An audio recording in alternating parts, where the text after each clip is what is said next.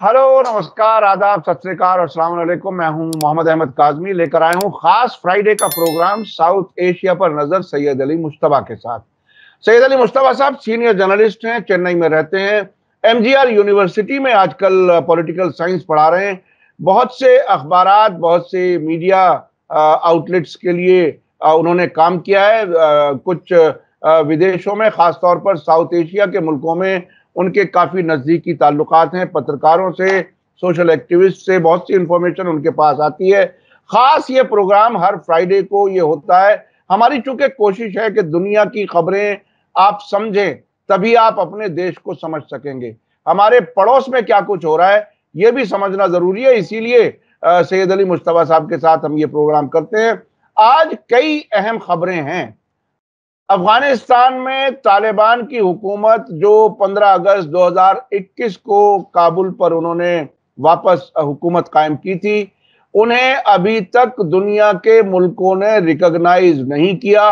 उसी दरमियान उन्होंने, यानी तालिबान हुकूमत ने, जिसे इस्लामिक एमिरेट वो कहते हैं, उन्होंने जो अफगानिस्तान के दूसरे मुल्कों में नुमाइंदे, एम्बेसडर्स या कॉन्सुलेट और एम्बेसियां मुल्कों के राजधानियों में होती हैं। कॉन्सुलेट्स कुछ दूसरे नंबर के जो शहर होते हैं बड़े, वहां होती हैं। तो जो उनके नुमाइंदे मुख्तलिफ मुल्कों की एम्बेसियों और कॉन्सुलेट्स में थे, उनको इल्लीगल करार दे दिया है। तकरीबन मैसेज ये है कि आप हमें रिकॉग्नाइज नहीं करते, हम आपके यहाँ बैठे हुए अफगान जो हैं, जो उनकी नजर में दूसरों के एजेंट के तौर पर हैं या पहली हुकूमत के नुमाइंदे हैं, वो उनको अपना नुमाइंदा तस्लीम नहीं करते। ये बहुत बड़ी खबर है, इस पर हम बात करेंगे। पाकिस्तान में इमरान खान जो जेल में है, जाहिर है जेल में आदमी होता है, वो कभी थकन भी महसूस करता होगा, परेशानी भी महसूस करता होगा। अब ऐसा लगता है कि उन्होंने पाकिस्तान की फौज से बात करने के लिए ऑफर दी है कि हम आपसे बात करने के लिए तैयार हैं। हमें, आपको याद होगा कि वो अपनी फौज पर भी ये इल्जाम लगाते रहे हैं, खुफिया एजेंसियों पर भी ये इल्जाम लगाते रहे हैं कि वो अमेरिका के शायद इशारे पर काम करते हैं। अब वो वहां की फौज से बात करने के लिए तैयार हैं। इसके अलावा चीन ने, जो लद्दाख का इलाका है, जो मोदी जी की सरकार के दौरान कई मीडिया के लोगों ने यह बताया कि सैकड़ों किलोमीटर जमीन जो LAC के आसपास है, वो चीन ने कब्जा कर लिया है। कुछ लोगों का यह दावा है कि भारत की जमीन पर कब्जा किया है चीन में। तो वहां पर एक उन्होंने पुल बना लिया है, पेंगोंग लेक। जब लद्दाख में चीन के आने की बात हुई थी, उस वक्त पेंगोंग लेक के बारे में काफी चर्चा हुई थी, आप लोगों को याद होगा। अब उन्होंने वहां पुल बना करके तैयार कर लिया है। बांग्लादेश में, जहां पिछले हफ्ते स्टूडेंट्स प्रोटेस्ट बहुत ज्यादा हुआ था, 100 से ज्यादा लोग वहां मारे गए थे, वहां पर जमाते इस्लामी, उनको उस पर बैन लगा दिया गया है। ये बहुत ही दिलचस्प है कि हमारे यहाँ आरएसएस के लिए दरवाजे खोल दिए हैं। अब हमारे सरकारी जो काम करने वाले अफसरान, एम्प्लॉइज, वो आरएसएस ज्वाइन कर सकते हैं। वहां जमाते इस्लामी पर पाबंदी लगाई गई है और श्रीलंका में इलेक्शन की तैयारी है। एक लंबे क्राइसिस के बाद अब इलेक्शन होने की बात हो रही है, उस पर भी बात करेंगे। सैयद अली मुश्तबा साहब, वेलकम है आपका। मीडिया स्टार वर्ल्ड को आप वक्त दे देते हैं। आप ये बताइए कि तालिबान के दिमाग में आखिर क्या कुछ चल रहा है। वो इंटरनेशनल कम्युनिटी को हैंडल करने में दोहा मुलाकातें हुई, क्या क्या हुआ, अब उन्होंने ये जो कदम उठाया है वो काफी बड़ा मूव लग रहा है, क्या कुछ है? जी, बहुत बहुत शुक्रिया काज़मी साहब। पहले मेरे सामीन को मेरा आदाब, सत श्री अकाल और अस्सलाम वालेकुम। आज हम लोग फिर से तालिबान की चर्चा शुरू कर रहे हैं, और जो हमारे जो वहाँ के जो स्पोक्समैन हैं ज़बीउल्लाह मुजाहिद, उन्होंने ये एक बड़ा बड़ा अनाउंसमेंट किया है, जो कि मतलब चौंका देने वाला तो नहीं है, लेकिन ये है कि काबिल गौर है और काबिल फ़िक्र है। वो ये है कि उन्होंने कहा कि जो एम्बेसीज जो अशरफ गनी के टाइम में या जो है उससे पहले हामिद करज़ाई के टाइम में जो अफगान एम्बेसीज में लोग मतलब अपॉइंट हुए थे अलग अलग मुल्क में, उनको जो है वो पिछली सरकार के लोग थे। वो उनको अब काम करने से वहां रोक दिया है तालिबान ने। और अभी हो क्या रहा है इसको समझने के लिए पहले ये समझना पड़ेगा कि देखिए तालिबान को किसी ने रिकॉग्नाइज नहीं किया है, किसी भी ममालिक ने जो है रिकॉग्नाइज नहीं किया है। अब तालिबान अपना अगर कोई एम्बेसडर या अपना एम्बेसडर स्टाफ जो है, कॉन्सुलेट स्टाफ वो भेजते हैं तो उनको वो जो है मतलब वहां आने की इजाजत नहीं देते हैं। वो इसलिए कहते हैं कि आपको जो है मतलब हम रिकॉग्नाइज नहीं करते। और यही चीज इंडिया में भी है। इंडिया में जो है बस एक कॉन्सुलेट स्टाफ बचा हुआ है जो कि बंबई, हैदराबाद, दिल्ली सबको वही देख रहा है। तो यही चीजें जो है वो पूरे दुनिया में चल रही हैं, क्योंकि तालिबान के जो भी नॉमिनेटेड या उनके जो अपॉइंटेड जो लोग हैं उनको तो वहां जगह है नहीं मिली है, उनके जो पूरे दुनिया के जो एम्बेसी में अफगानिस्तान के हैं। तो जो पिछले हुकूमत के जो लोग थे वही लोग जो है वो चला रहे थे उसको, अफगान एम्बेसी को। अब ये ज़बीहुल्लाह मुजाहिद साहब ने ये कहा है कि इन सबको हम जो है मतलब मुस्तरद करते हैं, इनको हम हटा देते हैं। इन्होंने जो भी स्टैंप वीजा लगाया है या और भी जो पेपर डॉक्यूमेंट्स ये बनाए हुए हैं इसको हम जो है एक्सेप्ट नहीं करेंगे। और इनका जो है ये उनको बारे में इन्होंने कहा कि ये तो पुराने मतलब ओहदेदार जो यहाँ हुक्मरान थे उनके आदमी हैं, हमारे आदमी तो है नहीं। और उनके पीछे और भी कुछ हैंडलर्स होंगे और भी कुछ लोग होंगे, उनके कंट्री के लोग होंगे। तो ये एक बहुत बड़ा डिसीजन है। अब ये कैलकुलेटेड डिसीजन है। उन्होंने कहा कि हमें जो है चाइना में उनकी एम्बेसी है, ईरान में उनकी एम्बेसी है, रशिया में उनके लोग हैं, तो पाकिस्तान में उनके लोग हैं।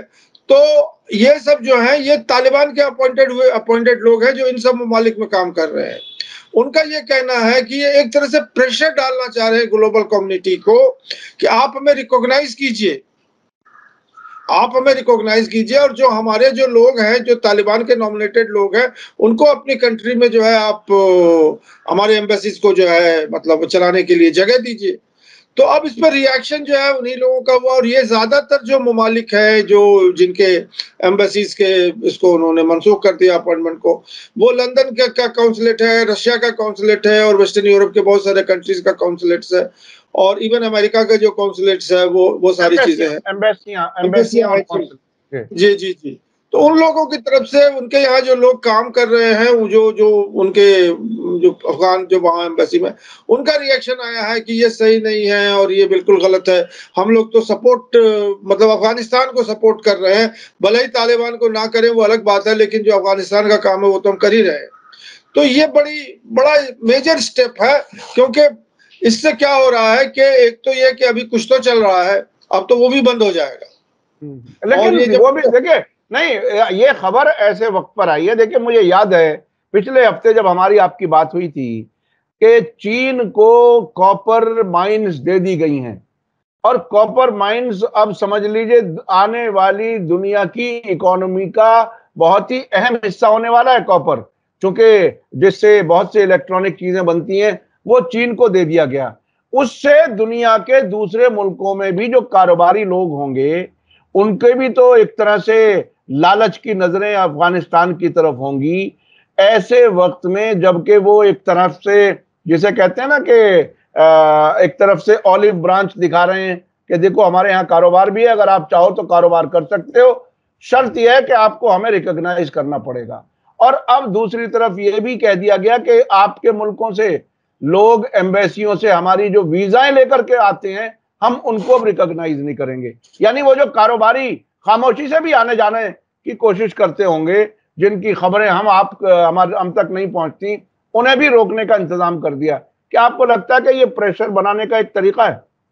जी बिल्कुल, आपकी जो बात है उसमें 100% सदाकत है, क्योंकि ये लोग जो बैठे हैं ये तरह-तरह के हरबे इस्तेमाल कर रहे हैं कि कैसे हमें रिकॉग्नाइज कर लिया जाए। इनका जो आखिरी जो मंशा है वो यही कि हमें ग्लोबल कम्युनिटी रिकॉग्नाइज कर ले। और उसके लिए ये एक जो है स्टेप है, एक कदम है आगे कि अगर हम ऐसा करेंगे तो वो जो कारोबारी लोग हैं उस ममालिक के, उस मुल्क के, वो प्रेशर डालेंगे अपने मुल्क के ऊपर कि आप इन्हें रिकॉग्नाइज कीजिए और हमें इजाजत दीजिए कि हमें यहाँ से वीजा लेके वहां जाएं हम। तो ये एक बहुत बड़ा मतलब मूव है मतलब तालिबान का, इसमें कोई शक नहीं है। जी अच्छा अच्छा, वैसे वैसे मुझे मेरे जहन में दूसरी बात आई साथ साथ। एक तो ये पॉलिसी है कि वो अपनी पसंद की सरकार को रिकॉग्नाइज ही ना करें, हम आपको सरकार ही नहीं मानते। एक दूसरा तरीका होता है उनका मुल्कों पर पाबंदियां लगाने वाला। मुझे याद है ईरान पर जो पाबंदियां हैं उसके साथ साथ यूरोप और अमेरिका के लोग, जो कारोबारी लोग हैं, वो सरकारों से कहते हैं कि भाई आपने इतने बड़े मुल्क के दरवाजे आपने कारोबार के लिए बंद कर दिए, हमारे लिए तो बहुत परेशानी है। तो ये बिजनेस कम्युनिटी जो होती है वो तो हर जगह जहां भी उसे पैसा कमाने का मौका हो वो जरूर जाना चाहते हैं। तो लेकिन दोहा में क्या कुछ हो जाता है, ये अगर थोड़ा सा आप इंसाइट आप कुछ बता सकें। देखिए, दोहा में अक्सर अमेरिकी लोग तालिबान के साथ भी मिलते हैं, वहां क्या मामला तय होते हैं, उसके बाद भी कोई चीज सेटल नहीं हो पा रही। क्या मामला, क्या हो सकता है? जी देखिए, दोहा में जो बात अंदर जो है बंद कमरों में होती है, वो तो उसकी खबर किसी को नहीं होती है और क्या-क्या एजेंडा है वहाँ पे। लेकिन इसी हवाले से मैं ये कहना चाह रहा था कि तालिबान जो है वो कतर में और यूएई में, दुबई में, ये अपना कॉन्सुलेट वहाँ खोलना चाह रहे हैं और वो उसी ताजिर के हवाले से और या नहीं तो बिज़नेस जो लोगों से कि वो लोग वहाँ से आएँ किसी भी नेशनल के और दुबई से जो है अपना वीज़ा लगवाएँ और उसके बाद फिर अफ़गानिस्तान में आएँ। तो अभी तक तो जहाँ तक मेरा खबर है कि पिछले जो दोहा राउंड ऑफ टॉक्स हुआ था जुलाई 30 जून को और 1 जुलाई के आसपास, तो उसमें ये बात बहुत खुल के आई थी कि तालिबान चाह रहे हैं कि दुबई में और कतर में जो है वो अपनी एम्बेसी वहाँ खोलें। लेकिन मुझे ज़्यादा इसके बारे में कोई ज़्यादा इल्म नहीं है कि अमेरिका और अफ़गानिस्तान के साथ-साथ वो ले-दे के मामला वहीं फँस जाता है जो मैं समझता हूँ अमेरिका और वेस्टर्न यूरोप का जो नज़रिया है कि औरतों को आप जो है हुकूक दीजिए, औरतों को हुकूक दीजिए, ले दे करके वहीं पे आकर के उनकी जो गाड़ी है वो अटक जाती है और ब्रेक उनका फ़ेल हो जाता है और तालिबान अड़े हुए हैं कि मैं वो करूँगा नहीं जो आप करवाना चाहते हैं। तो यही रसाकशी चल रही है और देखिए एक बार तो उसमें दोहा में शायद दोहा के ही राउंड में उन्होंने कहा था कि अगर हमें आप रिकॉग्नाइज कर दीजिए पूरी दुनिया में और हमारी जगह खोल दीजिए तो जो आप चाह रहे हैं कि हम स्कूल में एजुकेशन में जो है लड़कियों को जगह दे दें और ऑफिस में जगह दे दें और पब्लिक स्पेस में दे दें उसके बारे में भी हम सोच सकते हैं लेकिन भी शर्त तक लगा दिया कि हमारे इस्लामी शरिया से अगर वो मुख्तलिफ है तो फिर हमारे हाथ बंधे हुए हैं। इस ये तरह की बहरहाल बात होगा। ये एक टकराव का पॉइंट बाकी है। अच्छा, मैं चलना चाहता हूं पाकिस्तान की सियासत। पाकिस्तान में आखिर क्या कुछ हो रहा है? क्या इमरान खान ने क्या ऑफर दी है और क्या कुछ कहना चाह रहे हैं वो? उसके जरिए क्या कोई इंटरनेशनल कम्युनिटी को भी एक कोई पैगाम दे रहे हैं? और आजकल तो अमेरिकन और वेस्टर्न मीडिया के टर्मिनोलॉजी के मुताबिक इंटरनेशनल कम्युनिटी यानी अमेरिका और अमेरिका के कुछ दोस्त मुल्क, क्या उनको कुछ कहना चाह रहे हैं वो? जी, ये बहुत ही मतलब इम्पोर्टेंट खबर है कि इमरान खान जो जिनको ऐंठे पठान भी बोलते हैं लोग कि टूट जाएगा, झुकेगा नहीं।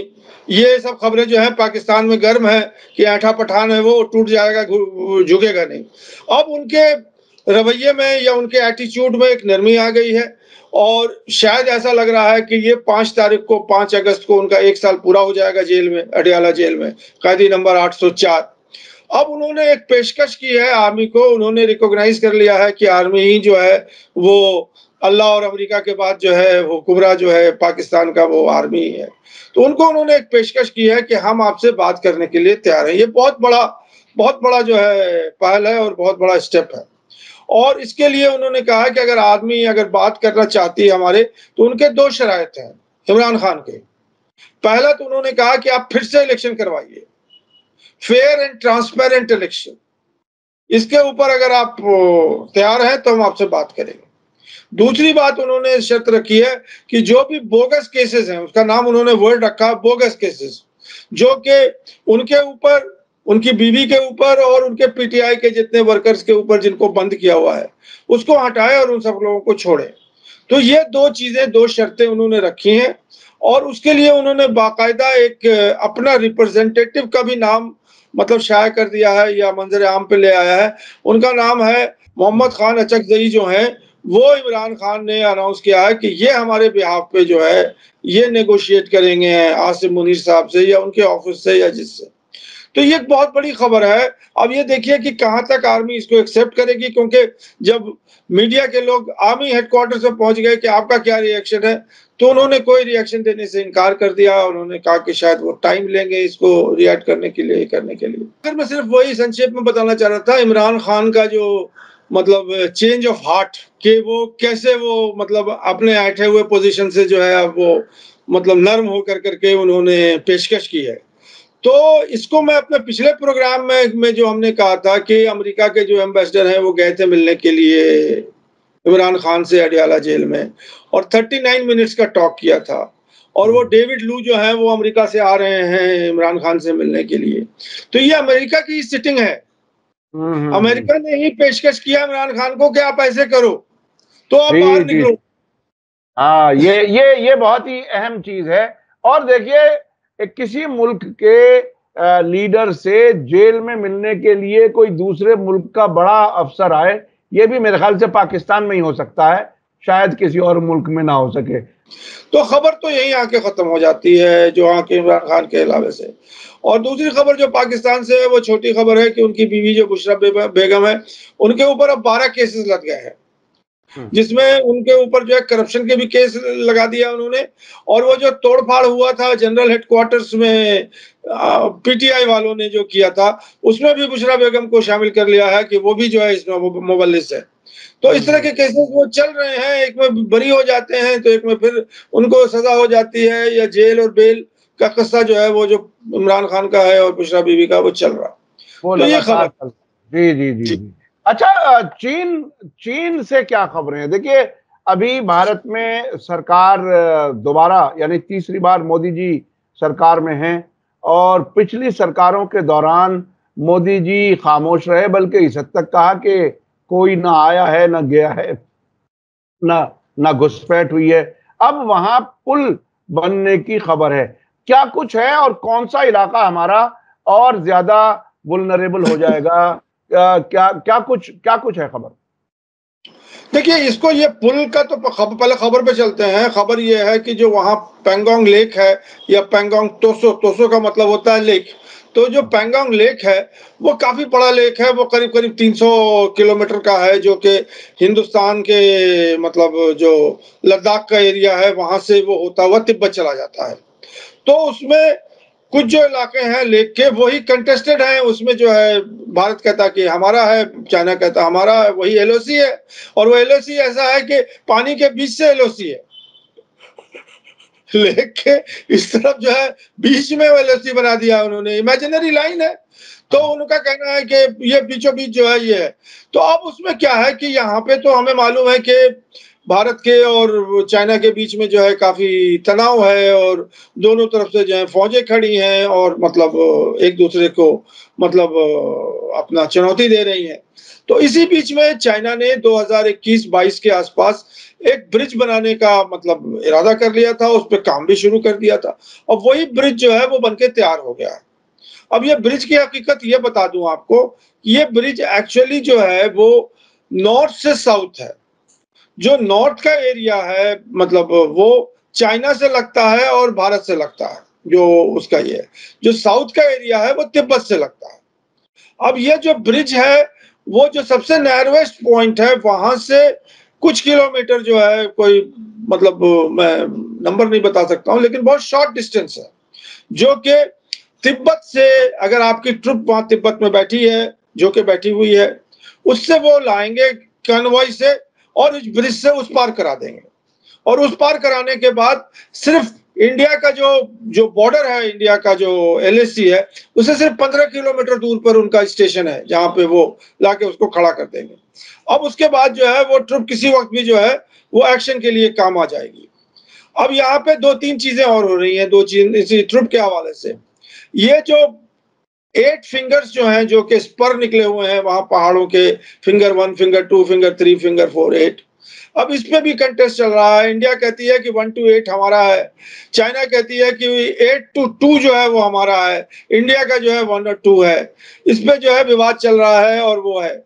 अब इसमें अभी कुछ ही दिन पहले जो है वो झगड़े वहीं पे होते रहते हैं। चाइना जो है अपना पेट्रोलिंग ऊपर से 8 से लेकर के आता है अपना पेट्रोल और 4 तक आके रुक जाता है, कभी-कभी 2 पे भी आ जाता है।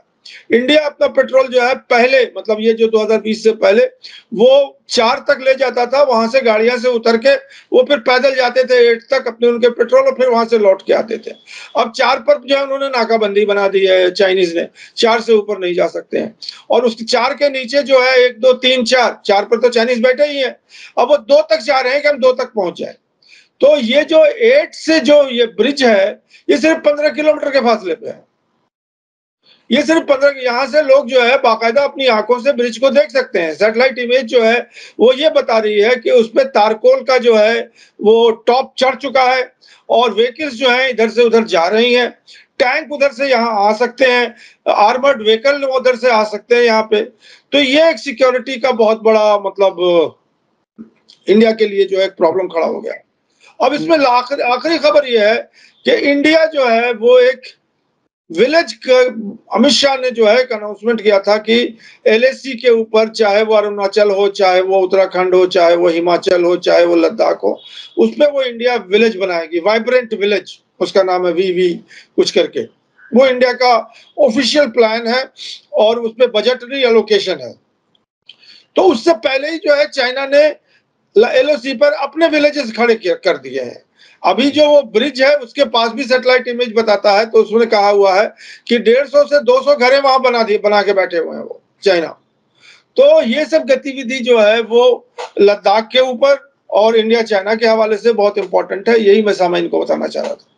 ये काफी इंपॉर्टेंट है। देखिए, जब फौज जिस एरिया में होती है वहां अगर गांव जैसे दिखने वाले मकान बना दिए जाएं तो वहां बिल्कुल जरूरी नहीं है कि आम लोग वहां पर रहें। हो सकता फौज ही वहां पर रहने का इंतजाम किया गया हो, ऊपर से इमेजेस में दिखने में गांव दिखे और फौजी वहां पर बैठे रहें। इसके इम्कान खास तौर पर सीमा के इलाके में बहुत ज्यादा होता है। यानी भारत के लिए और एक तरह से खतरा और रिस्क बढ़ा है। अच्छा, मैं अब चलना चाहता हूं बांग्लादेश के वाकयात पर। बांग्लादेश मुसलसल गर्म चल रहा है। शेख हसीना जो जिस तरह से कुछ लोगों ने मिसालें दी चीन के प्रेसिडेंट की, रूस के प्रेसिडेंट की, कि ये तो कभी हटने वाले हैं ही नहीं, यही बाकी रहेंगे। शेख हसीना ने भी तकरीबन ऐसे ही साबित किया हुआ है, लेकिन कुछ पैर उखड़े हुए नजर आ रहे हैं। क्या कुछ है, क्यों वो कुछ सेटल नहीं कर पा रही? अपोजिशन इतना कमजोर होने के बावजूद वो स्टेबल सरकार क्यों नहीं चला पा रही? देखिए, इसको पूरे को पहले स्टेबल सरकार की बात को तो मैं नहीं मतलब अभी वाजे कर सकता हूं, अभी जो मेन खबर की तरफ आ रहा हूं। क्योंकि देखिए, बांग्लादेश में जो सबसे इंपॉर्टेंट पार्टी है, जिसकी समझ लीजिए कि अवामी लीग और बीएनपी, बांग्लादेश नेशनल पार्टी, जो कि मेन पार्टी कहलाती है मतलब बांग्लादेश में, उनसे भी ऊपर जो पॉपुलैरिटी है वो जमात इस्लामी की है। जमात इस्लामी एक पॉलिटिकल पार्टी है और वो एक रिलीजियस पार्टी है, मतलब वो अपने आप को कथाकथित रिलीजियस पार्टी कहलाती है। और बांग्लादेश में जो है वो 96-97% मुसलमान हैं, और उनके जो मेंबर्स हैं वो ज्यादातर जमात इस्लामी में हैं। और जमात इस्लामी को शेख हसीना ने बैन कर दिया है। उनके जो छात्र संघ है, उनका जो स्टूडेंट विंग है, उसको भी उन्होंने बैन कर दिया है। और हसीना वाजिद का ये कहना है कि ये जो सारे तोड़फोड़ हुए हैं और सारे जो गोली बारूद जो चले थे स्टूडेंट्स के अगेंस्ट में, ये जमात इस्लामी ने किया, और इसलिए जमात इस्लामी को वो बैन कर रही है। अब ये जो मामला है, इस मामले को समझने के लिए ये समझना चाहिए कि हमारे मोदी जी को शेख हसीना वाजिद ने इनवाइट किया था बांग्लादेश में। शेख मुजीबुर रहमान के एनिवर्सरी पर के उनका जो है मतलब 100 साल हो गया था या क्या हुआ था, तो उनकी स्टैच्यू को अनवेल करने के लिए मोदी जी जो है वो दिल्ली से मतलब ढाका गए थे वो करने के लिए। उसमें 6 से 8 आदमी के ऊपर फायरिंग करके मार दिया गया। वो अपोज कर रहे थे नरेंद्र मोदी को बांग्लादेश में आने के लिए। 8 आदमी की बलि जो है वो शेख हसीना वाजिद ने इस वजह से दे दी कि वो मोदी जी को खुश करना चाहती थी। अब जो कहानी यहाँ पर यह है कि शेख हसीना वाजिद के कहने के मुताबिक ये जो बांग्लादेश में स्टूडेंट एजिटेशन हुआ है, ये जमात इस्लामी के स्टूडेंट विंग ने किया है। और हमारे ऊपर जो हमारे जो पॉलिटिकल पार्टी है या हमारी पॉलिटिकल जो गवर्नमेंट है या हमारी जो स्टेबिलिटी है, इसके ऊपर इन्होंने प्रहार किया है।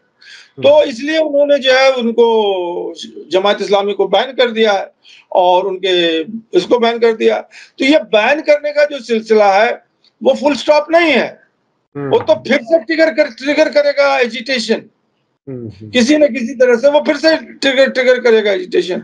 और फिर वही बात आ जाएगी कि कौन पावरफुल है, आर्मी पावरफुल है, गवर्नमेंट की बांग्लादेश की जो गवर्नमेंट है वो पावरफुल है कि बांग्लादेश की आर्मी पावरफुल है या वहां की आवाम पावरफुल है। और आवाम जो है जमात इस्लामी है। और इसमें देखिए, अब आपने भारत का तो जिक्र कर दिया, लेकिन चीन किधर है? चूंकि चीन का असर हमारे पड़ोस के मुल्कों में हर जगह नजर आ रहा है। चीन किधर था? ये इस बार ये जो स्टूडेंट्स वाला ये हुआ, चीन का कोई रिएक्शन, किसी तरह का कोई इन्वॉल्वमेंट, कोई कहीं से कुछ? देखिए, इस सवाल को पहले मैं ये बता दूं कि इंडिया ने भी कहा कि ये इनका इंटरनल मैटर है। ये जो एजिटेशन हो रहा है, उनका रिएक्शन हो रहा है, बांग्लादेश की जो आर्मी है और गवर्नमेंट ने जो है वो अपने बच्चों को या अपने जो स्टूडेंट्स हैं उनके ऊपर किया, ये इनका इंटरनल मैटर है, हमारा इससे कोई लेना देना है। और मेरे ख्याल में चीन का भी वही स्टैंड है और बाकी सारी दुनिया का भी स्टैंड है कि वो उनका इंटरनल मैटर है। उनके यहाँ जो है वो अनरेस्ट हो गया है कोटा सिस्टम के लिए, और उन्होंने जो गवर्नमेंट है वो उसको मानने के लिए, स्टूडेंट्स को नहीं मानने के लिए, सेटिस्फाई करने के लिए तैयार है। तो इसमें कोई इंटरनेशनल मैटर नहीं है, ये इनका इंटरनल पॉलिटिक्स है। वो हमारे यहाँ भी होता रहता है, मंडल एजिटेशन हुआ, अयोध्या मूवमेंट हुआ, ये जो भी कुछ है, मतलब कभी लैंग्वेज का मूवमेंट हो जाता है, तो कभी कास्ट का हो जाता है, कभी धर्म का हो जाता है। तो ये इस खबर को यहीं तक छोड़ दें। और जी जी जी जी अच्छा, श्रीलंका की तरफ थोड़ा सा टाइम बचा है हमारे पास। श्रीलंका में क्या कुछ हो रहा है? वहां सियासी हालात क्या हैं, क्या कुछ है? इलेक्शन की कुछ खबरें आ रही हैं? में यही है कि 21 सितंबर को उन्होंने इलेक्शन अनाउंस कर दिया है प्रेसिडेंट की, और ये इलेक्शन जो है अब होंगे वहां पे, क्योंकि इलेक्शन से पहले का बैकग्राउंड ये है कि आज से 1 साल या 2 साल पहले श्रीलंका में इकोनॉमिक कोलैप्स हो गया था। उनके जो प्रेसिडेंट गोटाबाया राजपक्षे थे, उनको भगा दिया गया था उनके प्रेसिडेंशियल पैलेस से। वो भागे रहे बहुत दिन तक, फिर अब वापस भी आ गए हैं। और उसके बाद जो है उनके एब्सेंस में उन्होंने, श्रीलंका ने जो है कंसेंसस बना के रनिल विक्रमसिंघे को प्रेसिडेंट बना दिया है, केयर टेकर प्रेसिडेंट। अब ये जो केयर टेकर प्रेसिडेंट है, इनकी भी जो मुद्दत 2 साल हो गई है, ये कब तक केयर टेकर बने रहेंगे? तो प्रेशर तो उनके ऊपर बहुत दिन से था कि यहाँ पे इलेक्शन होना है। अब देखिए, बांग्लादेश में इलेक्शन हो गया, पाकिस्तान में इलेक्शन हो गया, उधर नेपाल में भी इलेक्शन हो गया, अब इधर मालदीव में भी इलेक्शन हो गया, इंडिया में भी इलेक्शन हो गया। अब तो सिर्फ श्रीलंका का इलेक्शन बचा हुआ है साउथ एशिया में। तो अब उन्होंने जो है 21 तारीख को अनाउंस कर दिया है कि इसमें इलेक्शन होगा प्रेसिडेंट का। अब इलेक्शन के अंदर जो कंटेस्टेंट है, रनिल विक्रमसिंघे ने कहा कि मैं भी लड़ूंगा as a independent candidate election के लिए। तो अब इलेक्शन का इंतजार कीजिए, देखिए कौन जीत के आता है। और जो जीतने वाले, मैं ये भी बता दूं कि 2-3 कैंडिडेट हैं जिसने भारत ने अपने तौर पर उनसे ताल्लुकात बना लिए हैं, और उनको जो है दिल्ली में भी बुलाया था, उनको जा करके वहां भी उनसे जाके मिले थे। तो भारत ने सेटिंग अपनी पहले कर ली है, ये कहने के लिए कि जब भी इलेक्शन होगा और जब भी ये जीत के आएंगे तो वो जो गवर्नमेंट बनेगी वो प्रो भारत ही बनेगी। ये किसी भी इलाके की बड़ी हुकूमतें, क्योंकि इस पूरे इलाके में भारत एक बड़ा प्लेयर है यकीनी तौर पर, ये इत्तेफाक है कि इस सरकार ने पड़ोसी मुल्कों से ताल्लुकात उतने अच्छे नहीं रखे जितने रखने चाहिए थे। हालांकि मोदी जी ने पहली स्वेरिंग इन सेरेमनी में अपने तमाम पड़ोसी मुल्कों के हेड्स ऑफ स्टेट्स को बुलाया था।